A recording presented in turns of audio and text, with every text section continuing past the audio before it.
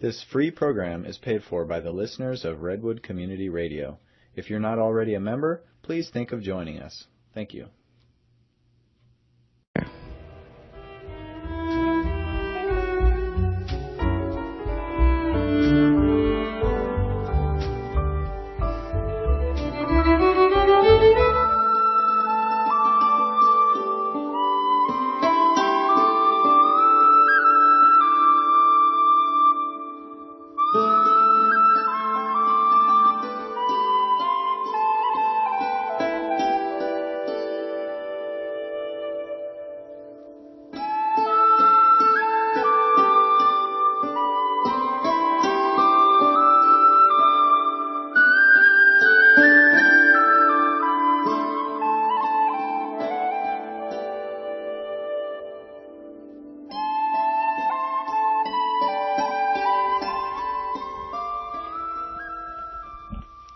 Well, here we are, July 2013.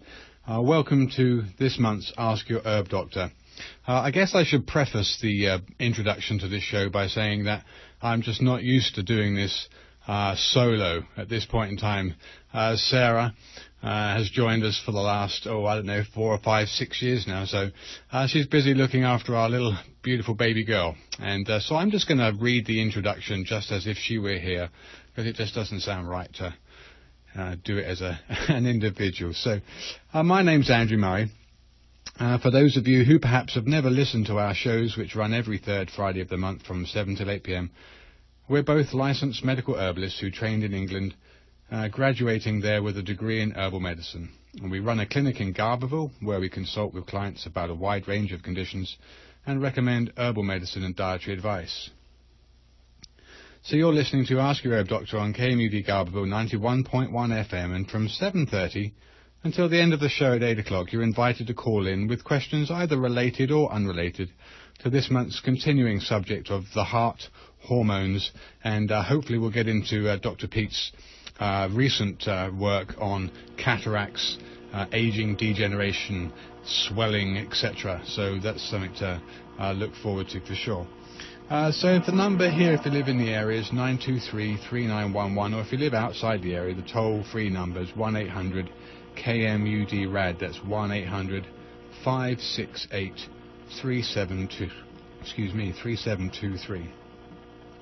We can also be reached toll-free on 1-888-WBM-HERB for consultations or further information after the show, Monday through Friday, 9 till 5.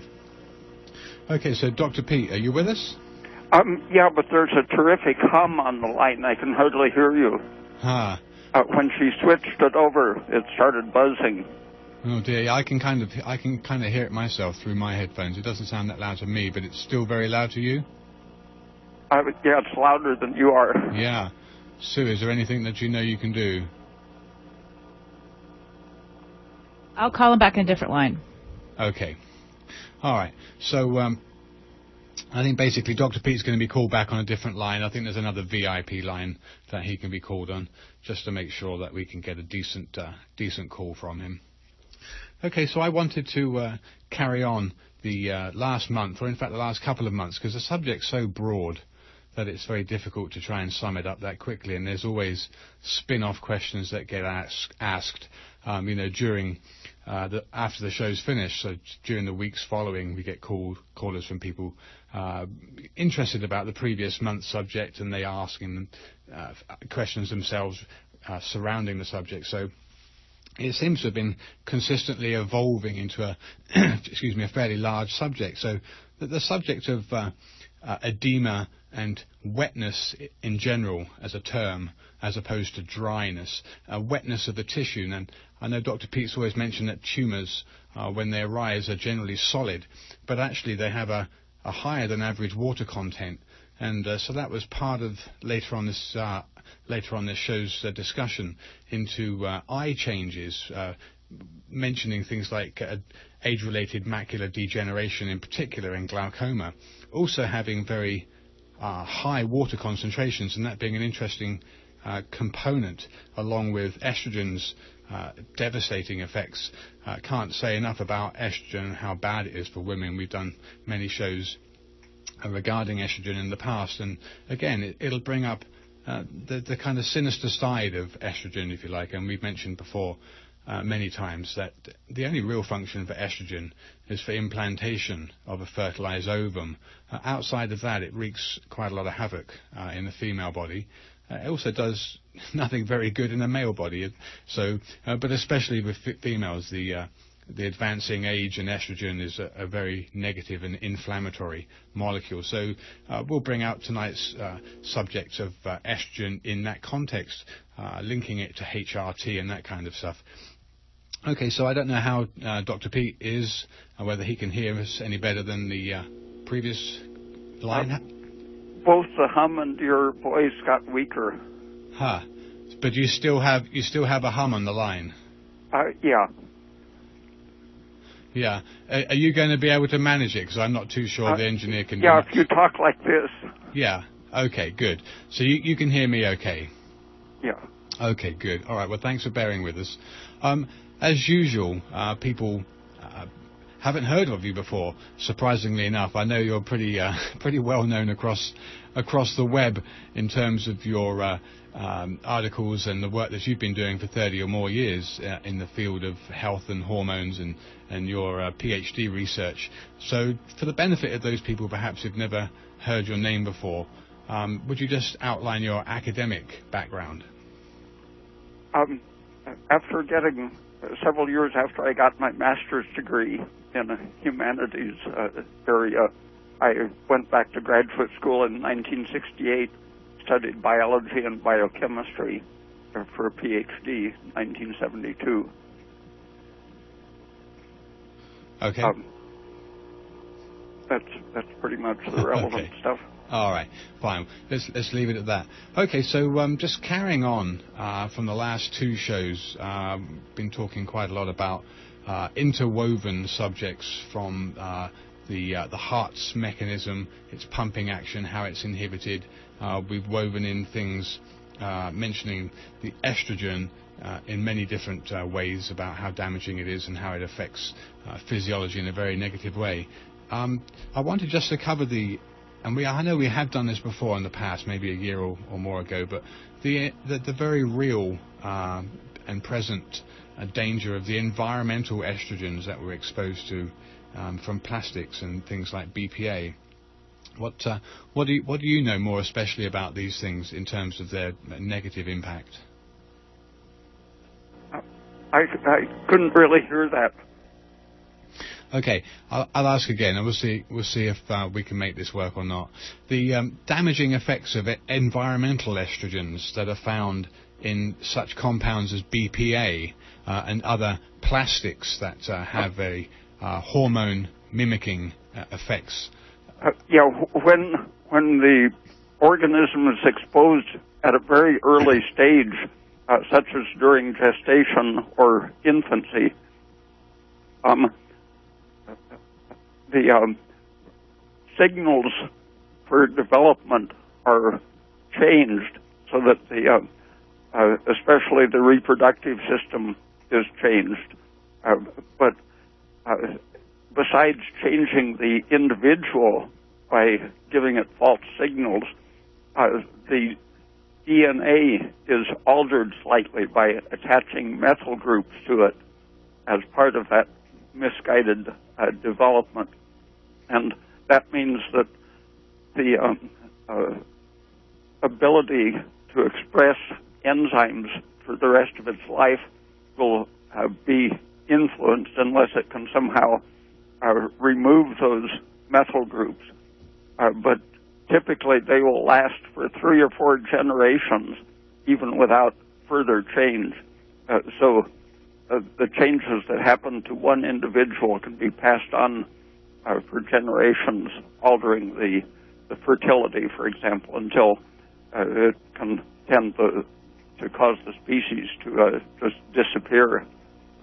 Okay, so what's your opinion about the amount of pollution that we are, as an organism, exposed to directly from estrogenic-like substances in the environment? What we know about certain areas, the Columbia River and the ocean off the mouth of the Columbia, for example, they're seeing lots of fish,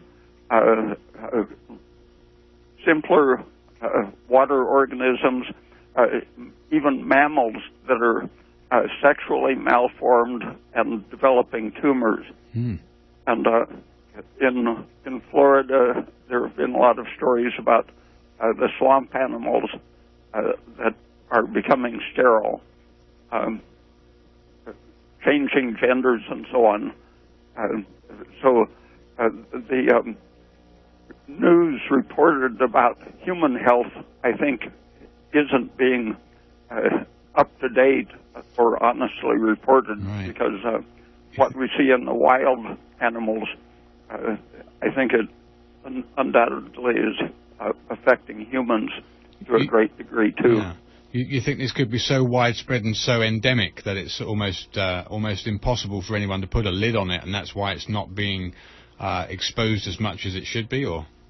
Yeah, because of the influence of the estrogen industry, there's a terrific reluctance to admit that estrogen has these toxic effects, even though it's been known for 100 years.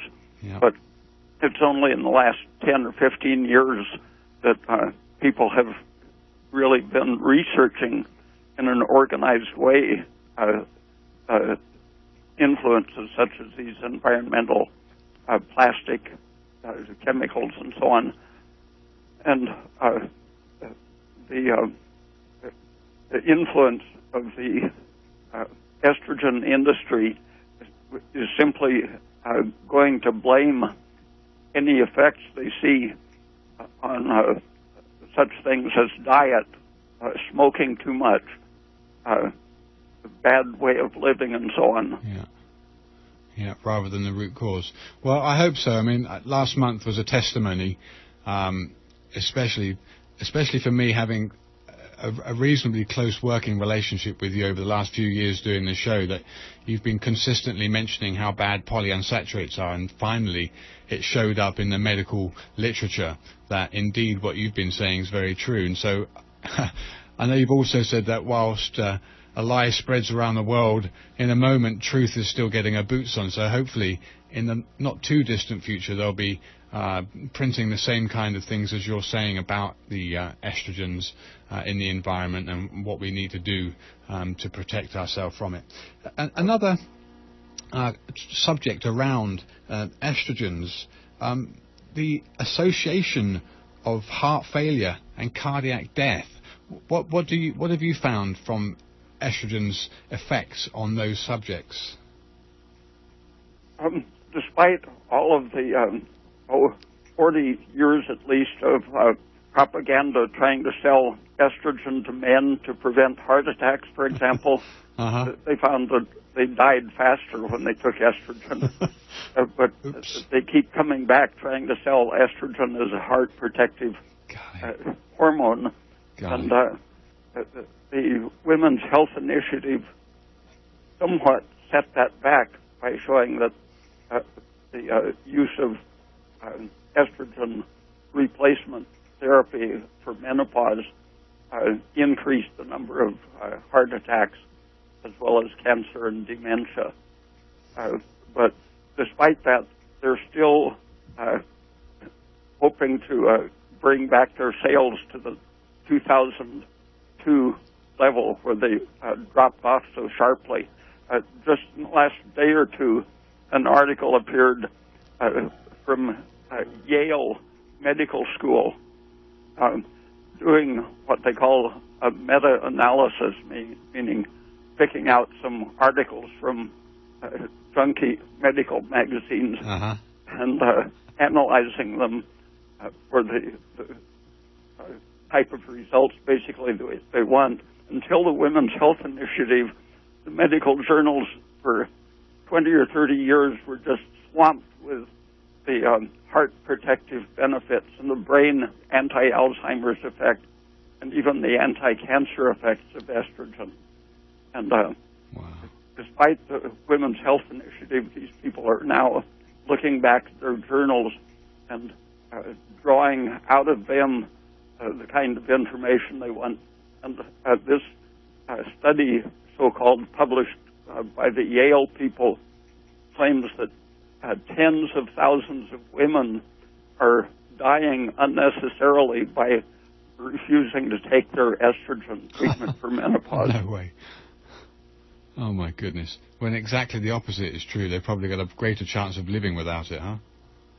Yeah, and hearing it come from Yale, it reminds me of about 40 years ago, there was a daytime television program in which Barbara Seaman debated a Yale professor of medicine. I suspect it's the same one that sponsored this recent study. And she made him look like a complete ignoramus because she knew the facts, and he was just quoting the medical doctrine. Yeah. I suspect that Yale is now having its revenge because Barbara Seaman is dead. Okay. Well, let me just remind people who they're listening to here. So you're listening to Ask Your Herb Doctor on KMUD Garberville 91.1 FM. And from 7:30 until the end of the show at 8 o'clock, you're invited to call in with any questions, either related or unrelated to this month's subject. Our guest speaker is Dr. Raymond Peat, and the number is 923-3911, or if you live outside the area, 1-800-KMUD-RAD, and the lines will be open from 7:30 till 8 o'clock. Okay, so Dr. Peat, again, we'll just carry on a little bit more with the subject of estrogen, because I know that you mentioned that varicose veins were a fairly important outward sign, or a visible sign, of the lowered ratio of progesterone, being the good hormone, the healthy anti-inflammatory hormone. So it's a sign of lowered progesterone to estrogen. What have you to say about that? Although estrogen is a cell excitant, it in the process of stimulating one kind of cell activity tends to make it retain water. The individual cell stays excited too long, and in the process of being excited, the cell emits water, and it has to relax a certain length of time to expel the water. Right. And so under the influence of too much unopposed estrogen, cells tend to get more and more waterlogged. And even though they're excited, they progressively lose the ability to contract fully, because in contracting, the protein mechanism has to be interacting with itself rather than pushing against a swollen amount of water. Right. And that means that in a muscle such as the wall of a vein, under the influence of high estrogen and low progesterone, testosterone, and so on, the wall of the vein becomes waterlogged and can't contract periodically to maintain its tone. And the same thing happens in nerves, heart muscle, everywhere in the body that estrogen is able to have its influence. And in these estrogen-dominated cells, the ability to contract becomes progressively weaker. Albert St. Georgi demonstrated the effect of estrogen and progesterone on heart muscles over 50 years ago, and showed that under the influence of progesterone, if you stimulate the heart at an increasing frequency, each stroke becomes stronger. Okay. So it is an efficient way to respond to frequent stimulation. Right. It relaxes in between, gathers its equipment together, and then has a bigger contraction under the influence of progesterone. But if it's influenced or dominated by estrogen, it's unable to accumulate that information that the stimulation is increasing in frequency. So the estrogenized heart will respond to the fast stimulation by just more of the same weak little contractions. So and that's basically how a failing heart behaves. Right. I was just going to ask you that. Okay, so that's a typical picture of just a gradually aging, failing heart. That it's not allowed to.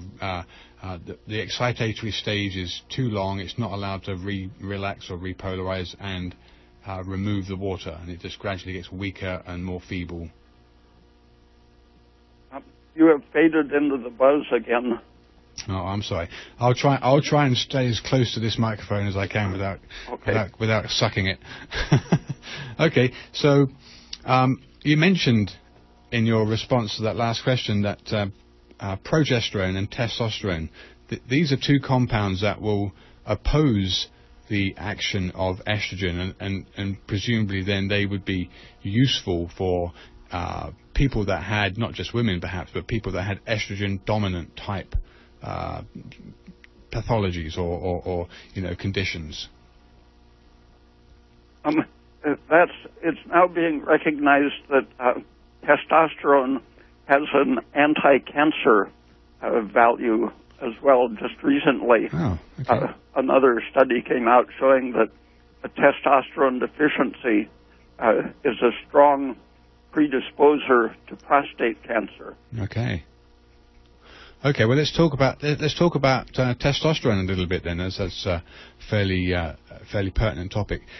I know that you've when we've talked in the past about the best way to go about exercising, you've always mentioned non-stressful exercise. So you don't advocate the aerobic type gymnasium workout where you get your heart rate up to 160 and you're breathing rapidly, and that's not what you want. You want weight-bearing exercise that doesn't make you breathless. And I know you've said in the past that kind of exercise increases your ability to produce muscle, and it's the muscle that's so important in basically helping you to maintain a good, stable weight. But that muscle also, through the action of thyroid, enables your body to metabolize things more efficiently, because it's way more of a useful substance in your body than the fat of an unhealthy or unexercised person. And the muscle also metabolizes the steroid hormones, and with exercise it can actually secrete testosterone, but in resting, idle, or stressed muscle, without adequate stimulation from good food and thyroid, muscles produce a lot of estrogen. In one study, they were using the blood draining from a monkey's arm to as a control comparison for the blood coming out of the ovary.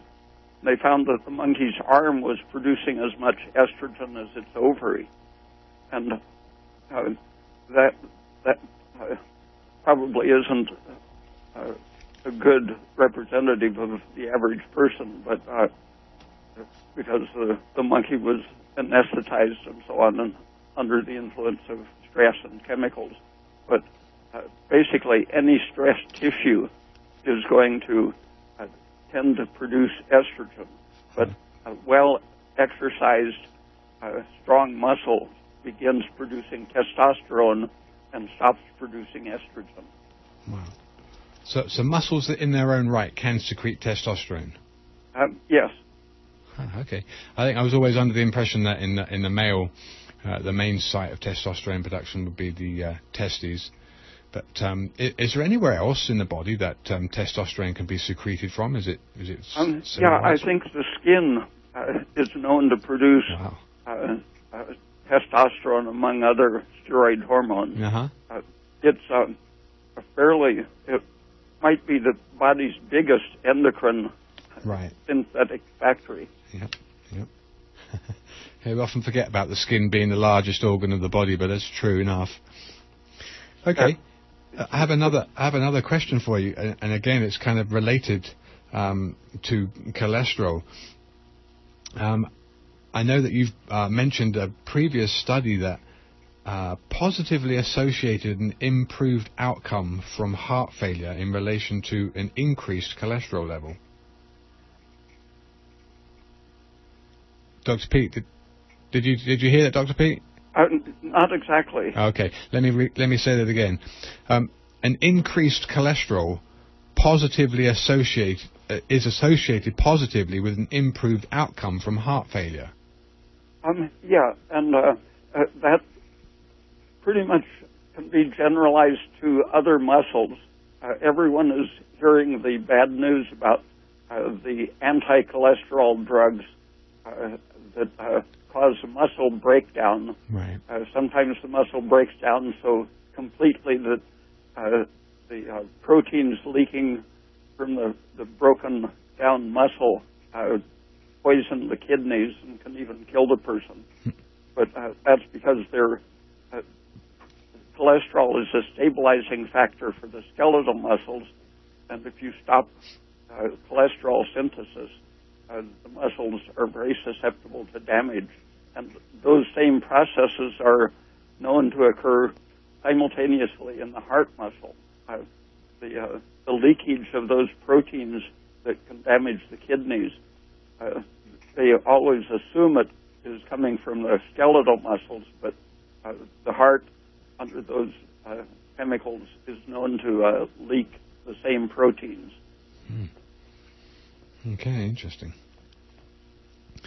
Okay, I think I got one or two more questions, and then we'll get into the current interest that you have in looking at the similarities or the links between cancers and tissue states, the wetness, especially with eye disease. So that'll be a new and interesting look at the approach to treatment for age-related macular degeneration, for instance. I just had another couple of questions related to cancer. I know you've had, in your previous newsletter, you've mentioned the link between hypoxia, which is a kind of oxygen deficit, and cancer. The thing that's in the research a lot lately is the hypoxia-inducible factor, which is a protein that shows up.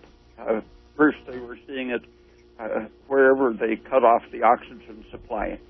But that same protein can really be induced by cutting off the glucose supply, too. So it really should be called the energy deprivation protein. They call it by its name. Its initials HIF, hypoxia-inducible factor. Huh. So it's not so much related to oxygen deprivation as sugar deprivation. Energy deprivation. Yeah. Okay. And that has been studied primarily in relation to cancer and finding ways to block that protein production. But it turns out that just getting enough glucose and oxygen delivered to the tissue is a very simple way to inhibit that protein. So tell me this. That protein turns on all of the bad processes, heme oxygenase with carbon monoxide production, nitric oxide synthase, lactic acid production, prostaglandin production causing inflammation, activating aromatase, and so on. And then lactic acid in turn activates the HIF, hypoxia factor. So once it gets started, the inflammation tends to promote more inflammation and hypoxia. Right. Now, forgive me for being thoughtless, perhaps, but hypoxia as a state of low oxygen, and being a negative thing, which is what we always normally would associate a low oxygen status with, being dangerous and life-threatening. I know you've always promoted a CO2, a carbon dioxide-rich environment, as being a beneficial cellular matrix, as it were, to have a higher carbon dioxide content. So what would necessarily, I mean, I know you've mentioned that the hypoxia inducible factor you've just talked about is probably more accurately termed a glucose lack, but is there anything really negative about hypoxia? If you think of the hypoxia as turning on lactic acid, which then turns on all of these other inflammatory signals, Right. and then you see that Got it. carbon dioxide turns off the production of lactic acid. Simply the ability to turn off lactic acid production is one of the basic protective features of carbon dioxide. Yeah. Okay, good. It's the association then between lactic acid and carbon dioxide that's the important thing. Okay. All right, you're listening to Ask Your Herb Doctor on KMUD Garberville 91.1 FM, and from now until 8 o'clock you're invited to call in with any questions, either related or unrelated to this month's subject of the heart, hormones, and cancer, and the eyes. Okay, the number if you live in the area is 923-3911, or if you're outside the area, the 1-800 number is 1-800-KMUD-RAD, and our special guest speaker is Dr. Raymond Peat. Okay, so I think we'll probably get into the next subject, of which I think you're probably going to be writing a newsletter at some point here, maybe, but as yet you haven't. So that I know when we've spoken, you've mentioned that your research is showing that wetness, as opposed to dryness, the wetness in the eye associated with cataracts is the same kind of wetness that's found in tumours. Is found in the heart during heart failure, and also in the brain during brain disease.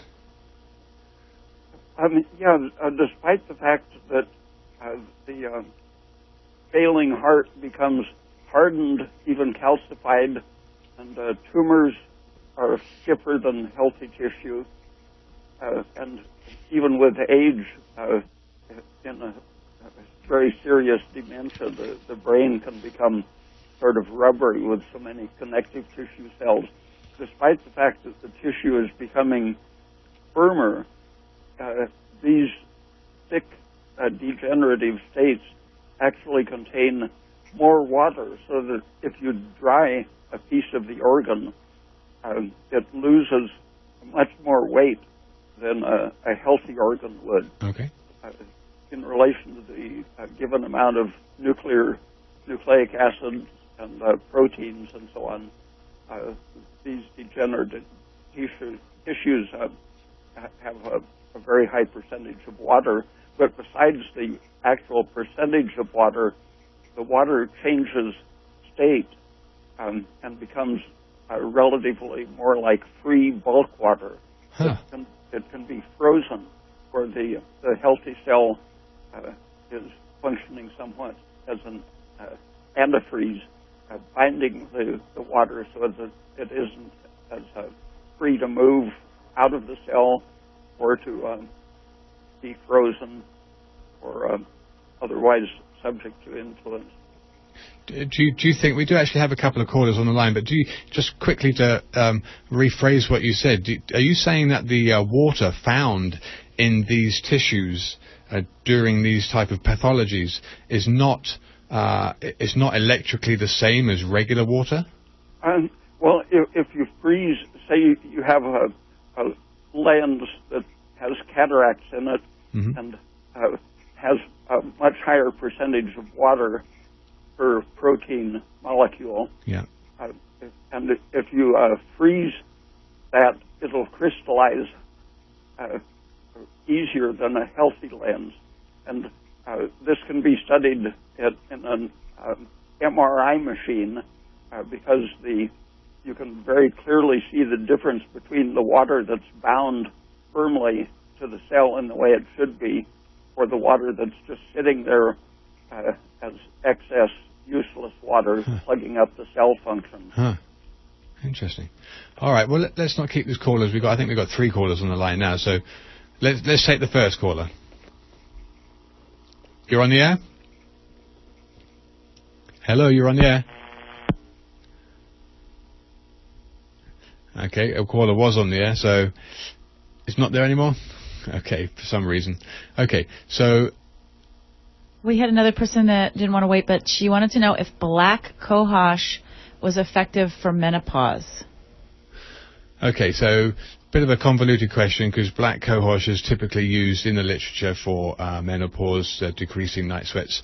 But I think there is also a lot of research coming out of Europe which actually prevents the use of black cohosh, excuse me, as a kind of more of a kind of estrogen stimulant. So I've always kind of viewed black cohosh with a little bit of caution.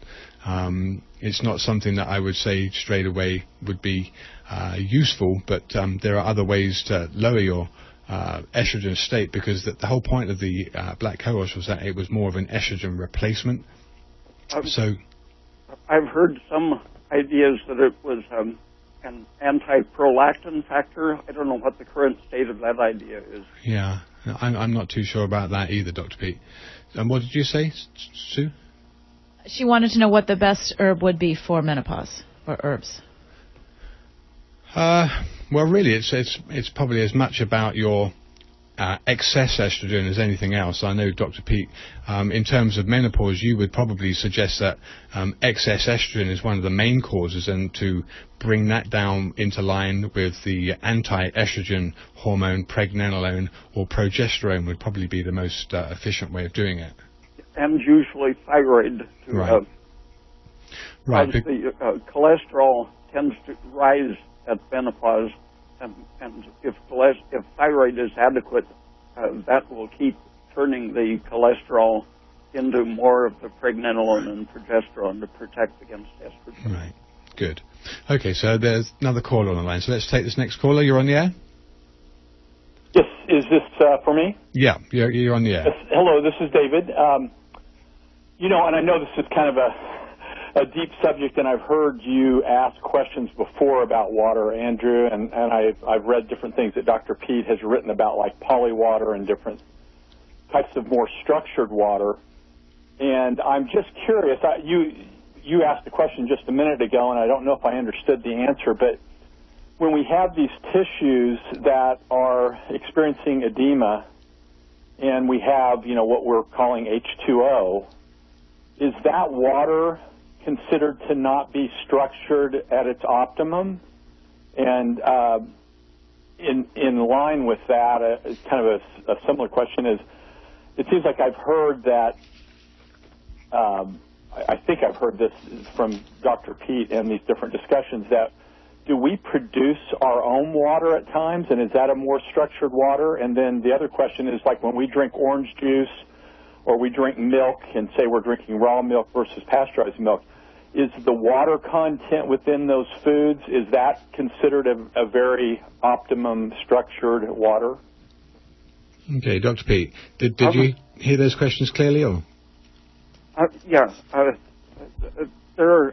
My article on the polywater question talks about some of the ranges of influence, how far a certain surface can influence a structure, such as in clay. The water in ordinary clay is structured differently from bulk water, but there's also a question of how long the influence of that surface can last. Gerald Pollack at the University of Washington there are some videos on the internet that you can see his demonstrations of some of the odd behavior of water, even in a fairly bulk situations. But ordinarily, it doesn't make any difference whether you drink water that has been boiled recently or frozen recently. It's mostly a matter of degassing that makes it behave differently according to its recent history. It's safe to drink tea or coffee water that's been boiled. But what matters is the state of the water inside the cell, and that's governed by the energy of the metabolism and the ratio of things like carbon dioxide to lactic acid. In the lens, the proteins in other hard tissues, collagen is the main protein that gives it stiffness. But in the lens, the main protein is called crystalline. And it happens that crystalline is very well ordered with reference both to the structure of water and to the wavelengths of visible light, so that the water surrounding these proteins in the lens is so well ordered that it doesn't interfere with or reflect or absorb the light passing through it. So it's an essential protein for maintaining the transparency of the lens. And this protein, if you compare it to collagen or albumin or other common proteins, the protein can bind very firmly much more water, about twice as much water as other proteins, and hold it under its influence. Really, the water of the lens and the protein is in a tight system in the normal state, but when the energy processes fail and you absorb influences such as estrogen, polyunsaturated fats, lactic acid, various toxins, then the energy is unable to repair the system, and the water gets out of control of these proteins and starts becoming ordinary bulk water that interferes with the passage of light and lets junk accumulate, such as broken down fragments of polyunsaturated fats, acrolein, for example, breaking down from the N-3 proteins is a major factor in cataract formation. Okay, I want to make sure that fairly quickly, because we do have a couple more callers, but that last caller also asked if we produce our own water, and is the water in milk and OJ an optimum type of water? Yeah, the water that has been filtered through an orange tree or a cow, it's at least very purified compared to water you get out of the city plumbing. Because I know you're not very keen on water, just per se drinking water. You'd much rather people drink something that has nutritional value. But yeah, and we do make quite a bit of water metabolically when we eat carbohydrate in particular. We turn some of the oxygen that we are using to produce energy, some of that becomes water, and the metabolic water is just intermixing with the water that we get from the food itself. But the nature of the oxygens contained in carbohydrates can influence the metabolism of the cell. The hydrogens as well as the oxygen are a mixture of isotopes of different weight in everything that we eat or consist of. We have a mixture of these different weight isotopes, and heavy water, deuterium oxide, it slows down our metabolism. So there's a slight difference in the water that we get from tropical sugar versus beet sugar that's grown up in a high altitude because of the rainfall is separating the heavy water from the light water. Interesting. So that there is a slight difference in the quality of the water depending on where the fruit grows. Yeah. Far out. Hey, Andrew, and I know I'm going to say this real quick. I'm sorry, but I just want to make sure I understand one thing.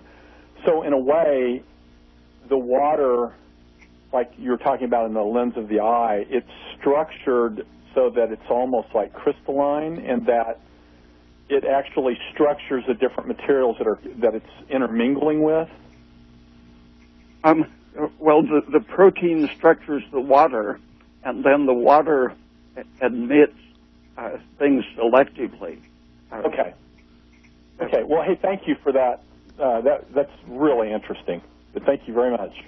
All right, thank you for your call. Okay, we have 2 more callers, so let's take the next caller. You're on the air? Hello? Hi, and where are you from? What's that? Where are you calling from? Oh, hey, I'm calling from just Laytonville down here. Okay. And I'll be real quick. I know you got another call, and great show. Very, very interesting here. Thank you. I hate to backtrack here, but I take about 100 milligrams of metropolol. Okay. It's a cholesterol thing.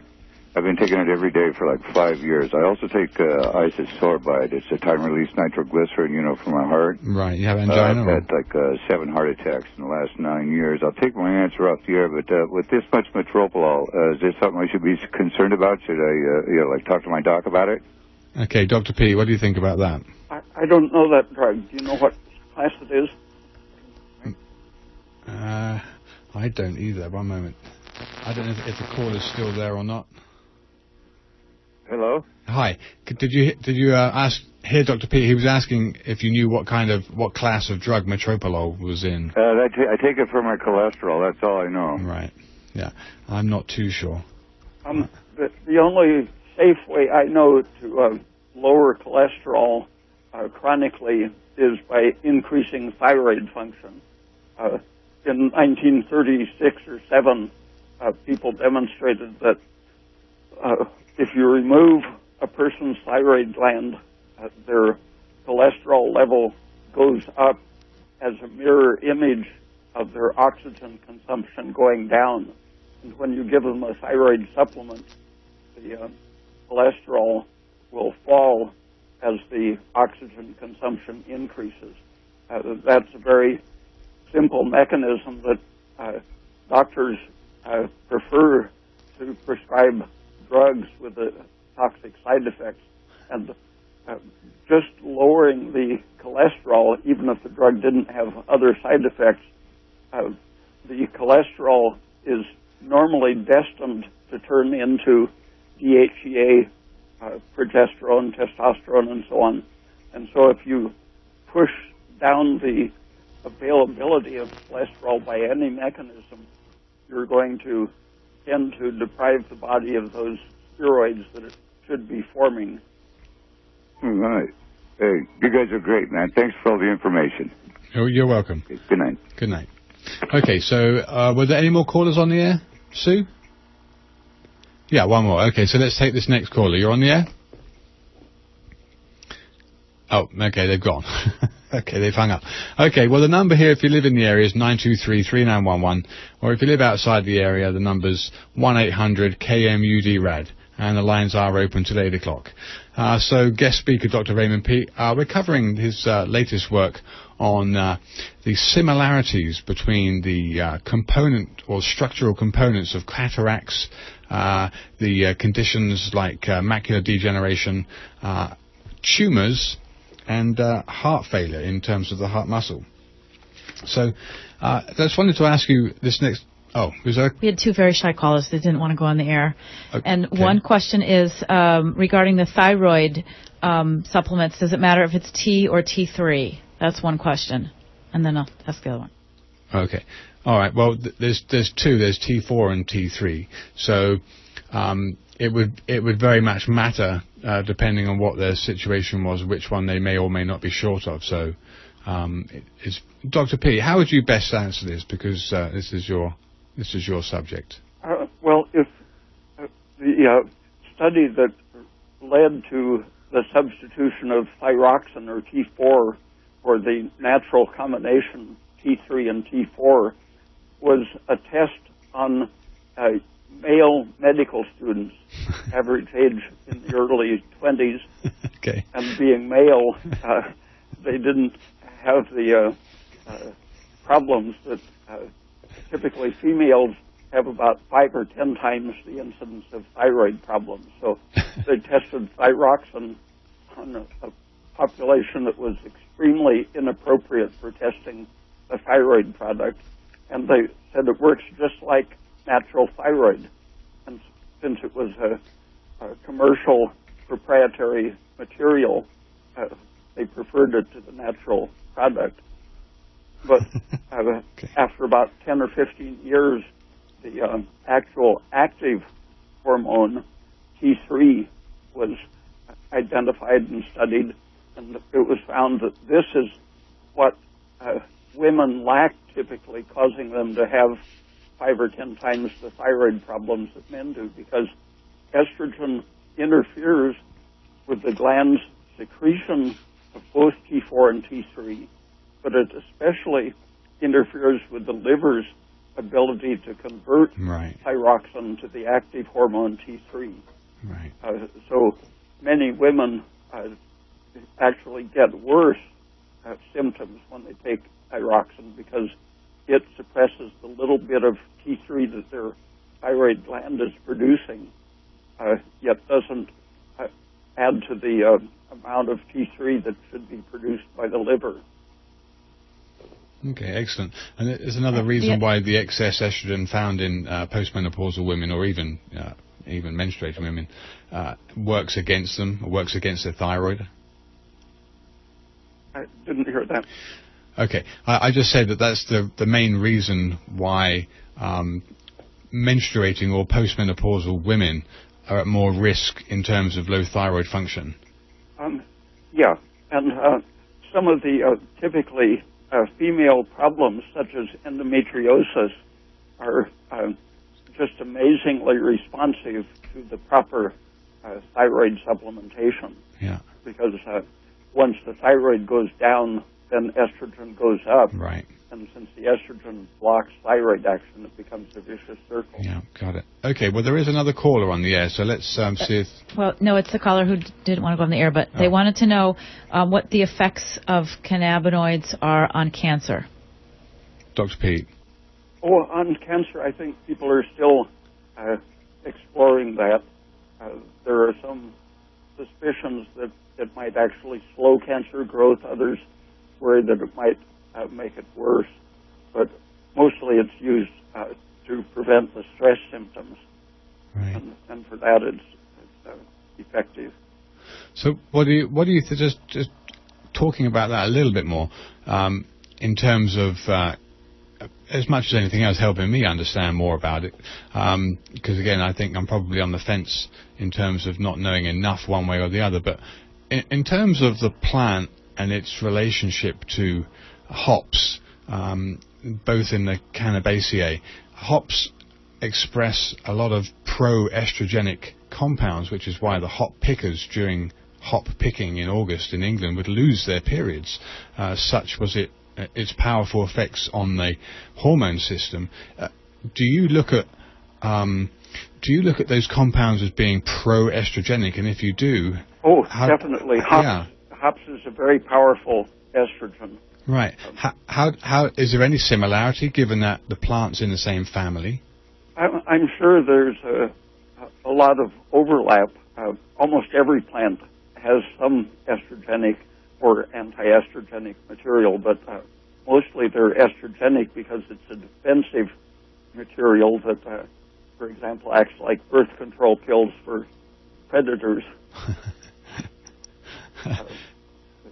The known effects of heavy marijuana smoking are definitely estrogenic, but some of that could just be that any kind of smoke is estrogenic. Right.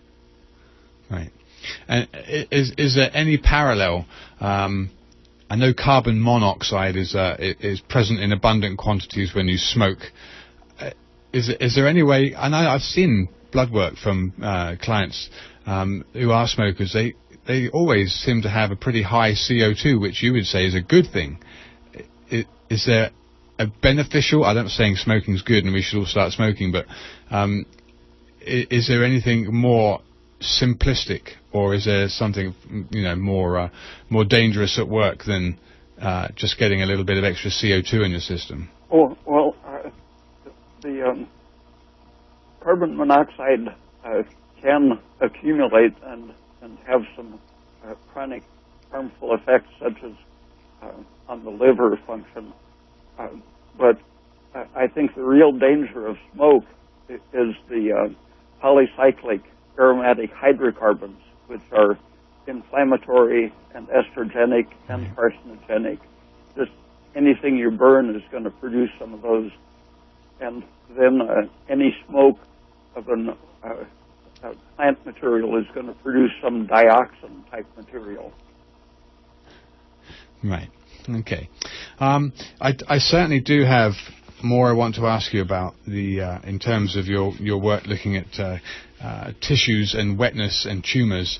But for fear of running over the show, I don't want to ask any more callers on the air. I think we do have a couple waiting, but I think we're going to carry this one on next month. I think there's enough interest in it certainly to bring out more callers. So, Dr. Peat, I think it'll give me an opportunity to let people know more about you, and I'll thank you very much for joining us. Okay. Hope you get a better line. I do too. I'm sorry for the listeners who've perhaps found a little difficulty in hearing Dr. Peat, and I'm sorry, Dr. Peat, that you've had difficulty hearing as well. Okay, so just to wrap up the show, the next few minutes that we have, Dr. Raymond Peat has a website, and his address is www.raypeat.com. It has something in excess of 50 or more scientific journal articles that are fully referenced scientifically, so it's not just hearsay. He's been, he's been crying out loud from a distance for quite some time now. I'm glad that people are hearing what he has to say, and I'm glad that he's being vindicated by current scientific literature, being in accord with what he's been mentioning for 20 or 30 more years. So his website there, raypeat.com, is an excellent source of information. Would encourage you very much to go check it out. For those people that have tuned into this show, thanks so much for calling. It's always very helpful that you call in, and that we know that the people out there that are listening and want to know more. I think it's always good to have that kind of doubtful mind that wants to seek out more information and not just be fed what it is that comes through the TV and from adverts and commercial newspapers, etc. So our toll-free number is 1-888-WBM-HERB. Sarah or I can be reached Monday through Friday, or maybe Sarah can't at this point in time, folks. I guess she has a baby. I've got to start thinking that she's right there right now. But I can be reached Monday through Friday, 9 to 5, consultations or whatever at the end of the show. And if you have other questions relating to this month's show, that would be fine too. Okay, so thanks so much for joining us, and for those people that have ears, let them hear.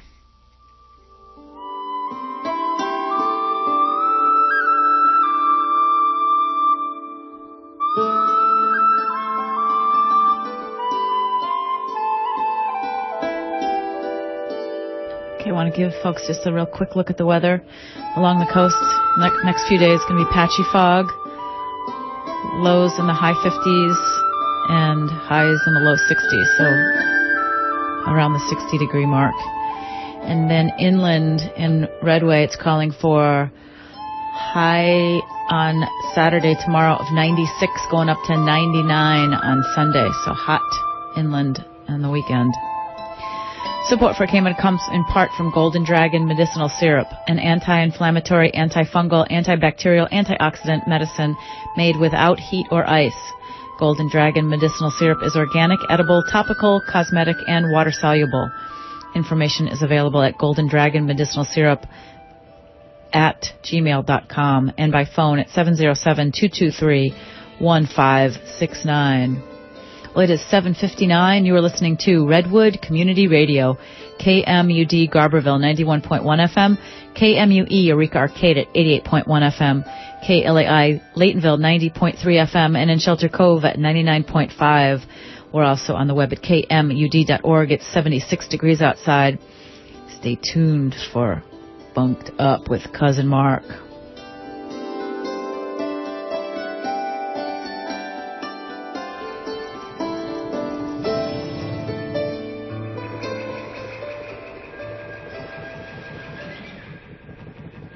Behold, I am Funkadelic, I am not of your world. But fear me not, I will do you no harm. Loan me your funky mind, and I shall play with it. For nothing is good unless you play with it. And all that is good is... Please remember that this program is supported by the listener members of Redwood Community Radio. If you like what you hear, please consider becoming a member of KMUD or renewing if you've already joined. A regular yearly membership is $50, but we accept any amount. Help us keep free speech alive.